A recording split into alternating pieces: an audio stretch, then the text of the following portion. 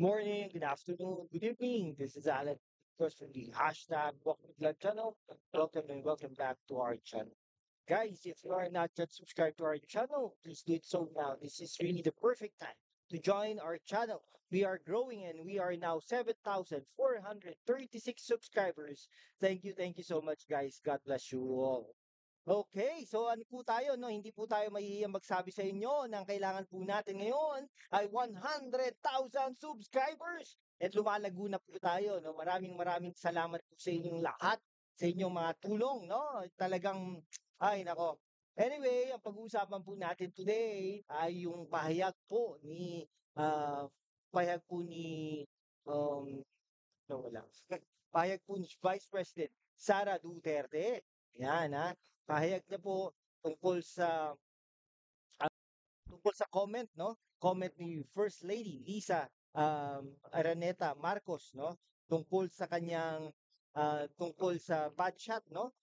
Bad daw si First Lady Lisa Araneta Marcos kay Vice President Sara Duterte. No, now ito po magkakaroon po daw ng private meeting, no?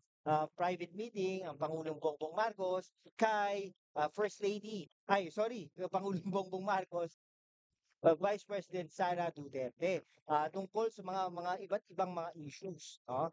Ayan. Talagang nagano na siya, no? Nagpahayag na ng kanyang damdamin ang Vice President Sara Duterte. Talaga naman, kaganda-ganda ni Vice President Sara Duterte. Kumikinang ang kanyang kutis, no? Alam niyo po ba bakit gano'n? Dahil po ang nanay ni Vice President Sara Zimmerman Duterte ay isang foreigner. Anong lahi? Parang aso lang no? Anong lahi ng aso? Anong lahi ng nanay ni Vice President Sara Duterte? Syempre, ano po yata, German yata. Okay, German yata, no? So, yon. So, talagang maganda, di ba? Tingnan niyo naman po si Baste Duterte at saka si Pulong Duterte, di ba? Parang ganyan din, no? Pero kung hindi lang po gumaganda sila o gumagwapo pag medyo mataba na sila. Yun po ang napansin natin. Pero pag slim sila, no? Talaga naman makikita mo ang kagandahan at kagwapuhan nila. Okay? Siyempre, sabi nga ng ating mga viewers, hindi naman dapat na ikumpara ang dalawa dahil mas matanda naman si First Lady at saka si Vice President ay bata pa. 40 plus lang ito di ba? Ganun po 'yon. Now, talaga nagpahayag na ng damdamin sa Vice President, no, tungkol sa bad shot comment niya. Okay? So 'yon. So sabi niya doon sa kanyang pahayag, magkakaroon daw ng meeting sila ni Pangulong Bongbong Marcos privately. Yan, ano kayang pag-uusapan nila in private? Ang mga pag-uusapan nila no tungkol sa ganito, no. Dapat lang naman na mag-usap silang dalawa, ang Vice President at saka ang Presidente ng Pilipinas. Lalong-lalo na kung ano sila, tumakbo naman po sila sa iisang tandem, sa iisang ticket, 'di ba? Wala namang masama sila mag-usap privately. Ayan.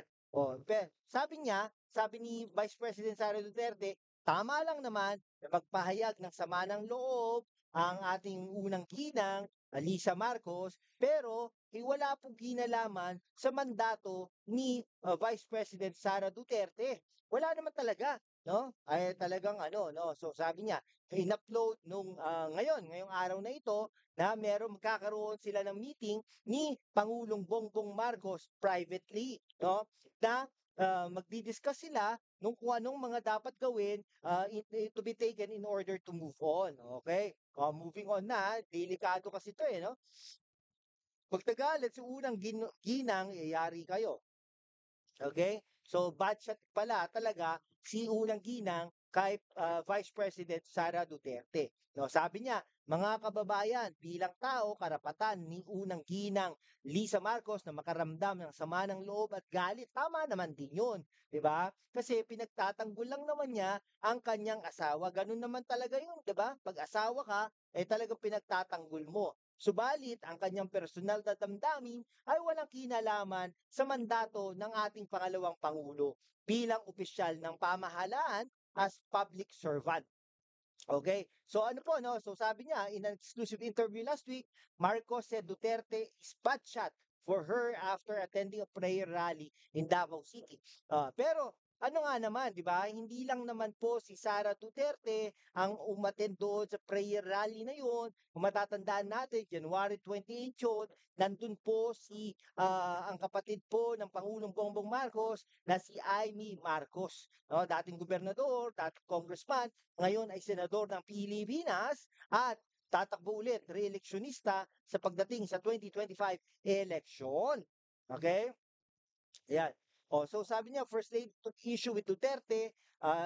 Kasi tumatawa yung dalawa no? Dalawang kababaihan na yon, si Amy Marcos at saka Vice President Sara Duterte, nung sinasabing bangag, si Pangulong Bongbong Marcos. Pero syempre naman, hindi naman po wala naman po pinalaman yan, no? Baka iba po ang pinag-uusapan nila, di po ba?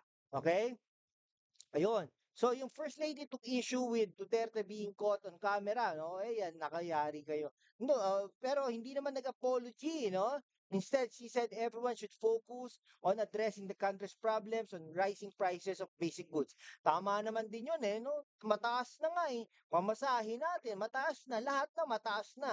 'Di ba? Mga oportunidad na lang, walang hindi napupunta sa mga tao, no? Kaya yung mga tao ngayon, instead of lifting people's up, no?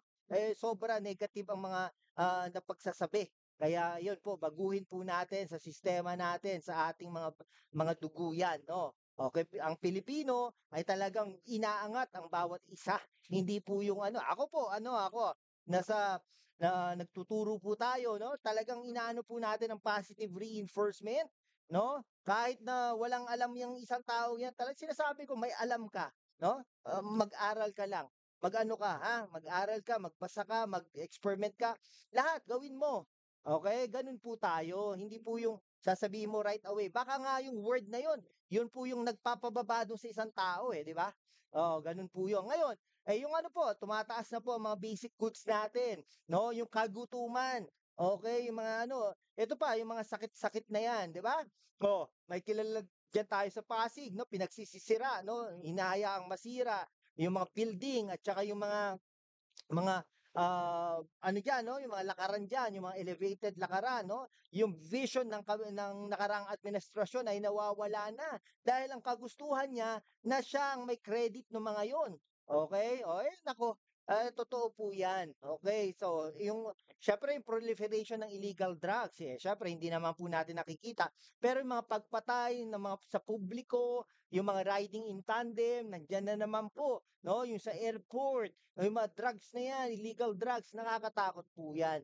Ngayon, yung Ninja Cup, baka nandyan na naman yan, di ba? Last time around, napabalita yung ininspeksyon ni Pangulong Bongbong Marcos. O, anong nangyari doon? Di ba? Sinabi ganito ang weight noon. Pero biglang kinabukasan, ang weight na pala ay ganito. Nasaan na? Okay? At saka yung presyo, imbes na ganito yung presyo, ganito na yung presyo. Nasaan na? Okay?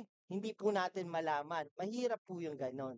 Okay, sige. Hanggang dito na lang po mga kaibigan ko. Kung hindi ka pa nakapag-subscribe sa ating channel, mag-subscribe ka naman para naman we can be able to maintain and sustain this channel until June. Salamat po ng marami. God bless you all.